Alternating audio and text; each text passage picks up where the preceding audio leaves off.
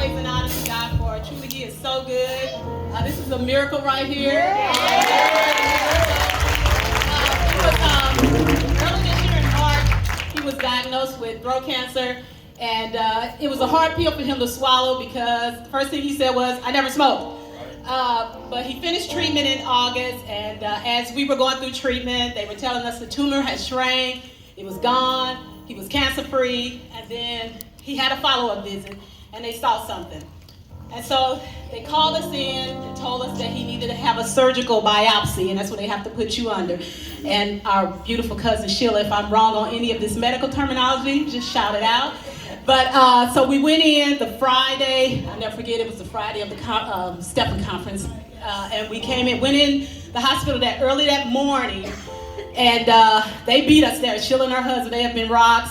They beat us at the hospital, and so anyway, they went through the procedure. They told me they were going to probably have to put a trach or even a hole in his neck, and I said, no, not today. And they're like, oh, it's good to be positive. I'm like, no, you don't know who I serve. And so anyway, after he came through the procedure, the doctors came and got me, put me in a room, shut the door, and told me that the cancer had spread to 4 different areas.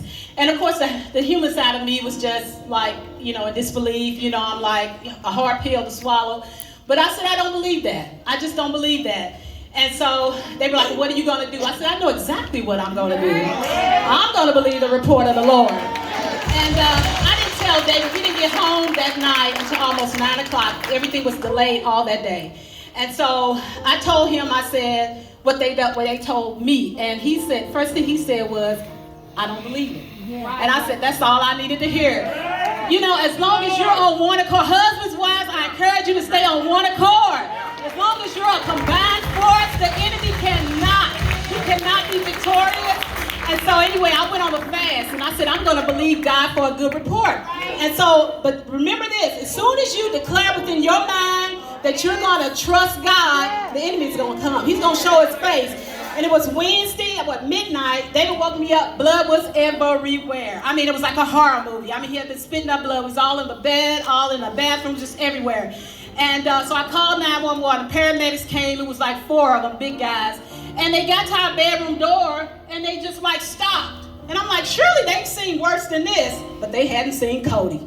And and Cody had this look like, I dare either one of you all to touch him. Why is everybody afraid of pit bulls? They are so misunderstood. But anyway, they got him to the hospital. They took him to Sunnyvale first, and we were later told if we had not made that initial stop, that he wouldn't be here today, because they were able to stabilize him. As soon as he got to the hospital, he started crashing. He needed 2 transfusions. He was intubated. They had to put a breathing tube on him. I just could not believe. I was overwhelmed. I was there by myself, but I wasn't by myself. I had God. But you know how God is. He's so sweet. He's so wonderful. He sends somebody else along the way. And while they was unconscious, I see Bill Cash. If you all don't know Bill Cash, that's Sherry's boo.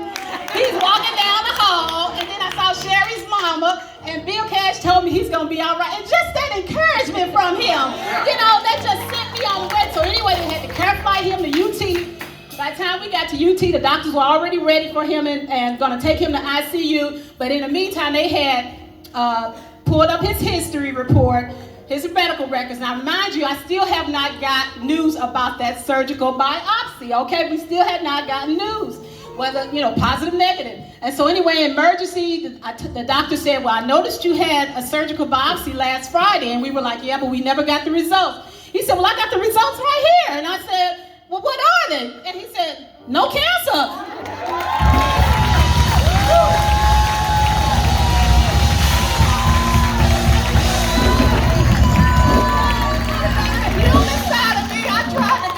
The human side of me, like, okay, but you know how the Holy Ghost start bubbling up inside. And there was 4 doctors in that little room. They sitting out on the table, a nurse sitting outside because she couldn't fit in the room. But I found a corner right here. A corner. That's all I needed was a corner. That's all. And I began to praise my God right in that emergency room, giving him all the praise, all the glory, because he did not have to do that. And all I could hear them saying was, ma'am, are you okay? Are you okay?